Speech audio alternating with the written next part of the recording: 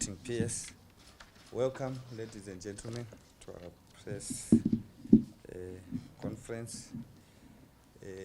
Basically, we called you so that we can clarify certain issues pertaining to the water problems in Harare that have resulted in the shutdown of Jaffray waterworks.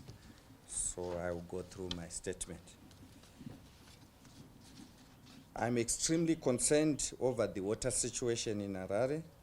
Whilst there's nothing that can be done about the drought, which has caused water levels to drop, the problem that caused the current shutdown is the fact that the Harare City Council has no revenue to purchase water chemicals.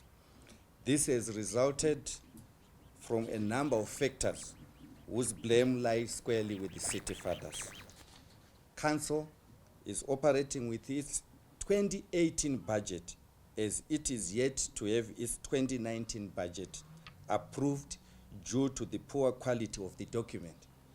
The 2018 tariffs are grossly inadequate to sustain operations in the current economic environment. Council has been charging sub-economic tariffs for water for a number of years, and as a result, there has been a series of underfunding in the water account for maintenance and repairs. Although Harare has submitted a supplementary budget for 2019, the water tariff pegs the price of a cubic meter of purified water at less than the price of 500 ml bottled water, which is purified. The city of Harare has no billing system and last sent out statements to residents in April. I haven't received mine for the past 6 months, I believe. I have not seen it. In an economic environment such as prevalent in Zimbabwe, few consumers will pay without being requested to do so. Although the council sent out bills during the last week, I'm advised the bills are for April 2019, meaning they are 5 months in arrears. The council has been acquiring its water chemicals on a hand-to-mouth basis without any stockpile for unforeseen occasions. The council, using foreign currency availed by the Reserve Bank of Zimbabwe, currently has a supply of chlorine gas en route from South Africa, but supplies have run out. The council has lost the respect of its residents due to its failure to offer reasonable services. The ratepayers are therefore reluctant to pay an institution in which they have no faith. Council is not giving priority to basic services and is living beyond its means. Mukaenda kunovunza vanhu uko vanokudzai kuti handina mvura ndinobhadharira marates. That's what people are saying, and it's a sign that residents have lost faith, total faith in council. And sadly, which is also a fact, and very sadly indeed, the residents of Harare are also to blame for the current woes, as they have failed to require their elected representatives to account for the situation, and at the same time, their failure to pay their dues has bankrupted an institution set up to save them.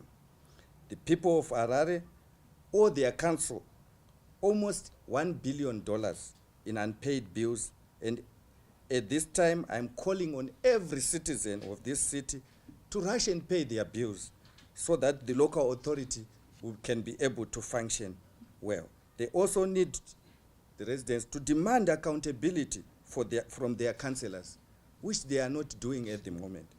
These are the people who are chosen to represent the people of Harare, and now they must save the people of Harare, the respective councillors.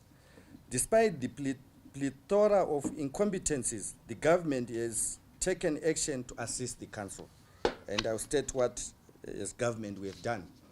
Government has unveiled 37.4 million recently released for capital development in a bid to improve water and waste systems.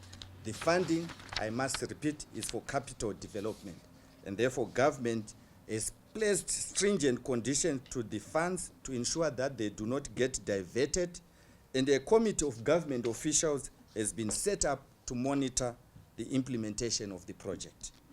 In addition, government is clearing its outstanding debt to the council, which will enable the council to immediately clear some of its chemical debts. My ministry has assigned an officer to assist council produce its 2019 budget so that they can operate lawfully. The government has facilitated priority clearance for the lorry carrying the chlorine gas from South Africa. The consignment should arrive within the next 36 hours. Officials from my ministry, local government, met with the acting president, and immediately we set up mechanisms to ensure that the South African authorities, as well as our revenue authorities, SIMRA, expedite the clearance of these chemicals so that they can arrive within the next 36 hours. At the same time, council has secured enough calcium hypochlorite granules, also known as HTH, for the next 36 hours. Morton Jaffray waterworks commenced operations earlier today.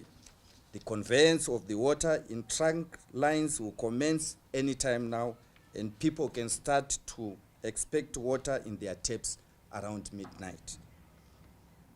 A further 30 tons of HTH has been secured to provide a stockpile to ensure that this shutdown of the waterworks does not recur.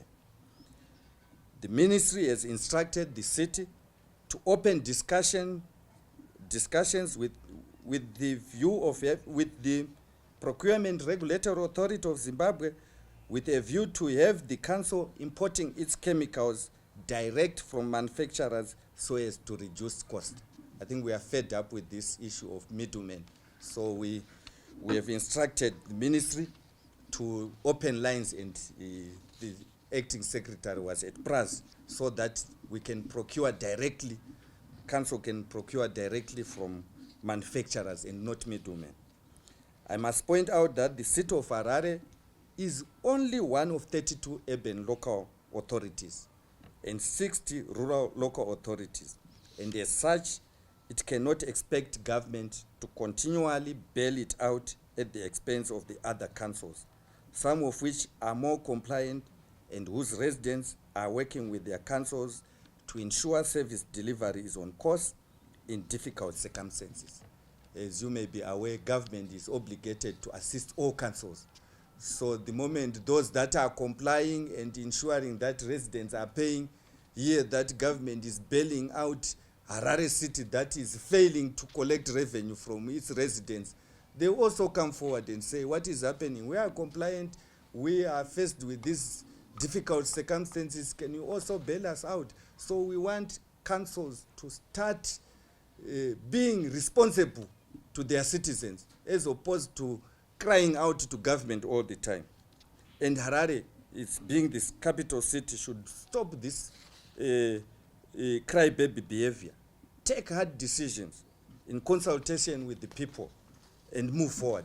We don't want the councillors to believe that they get into council in order to secure deals for themselves, no service delivery, nothing. They should make hard decisions and ensure that they charge rates that can sustain the council. They in consultation with the residents. So we are now demanding that they do that. And as government, we believe that you cannot demand devolution on one hand and then constantly expect a handout from the central government on the other. Government is grappling with a number of issues in the same economic environment and cannot carry its load and the load of the largest and most well-paid council, Harare City. Together with its residents, we believe must wake up and buckle down and do the job it was assigned by the people, and which government has also assigned them. So this is the statement that we felt needed to be told to residents of Harare and Zimbabwe, to say that the City of Harare has to do its job, clear its mess, put in a billing system that is appropriate, and also our residents, they must also do their job and pay their bills. Council cannot function without bills being paid. I thank you.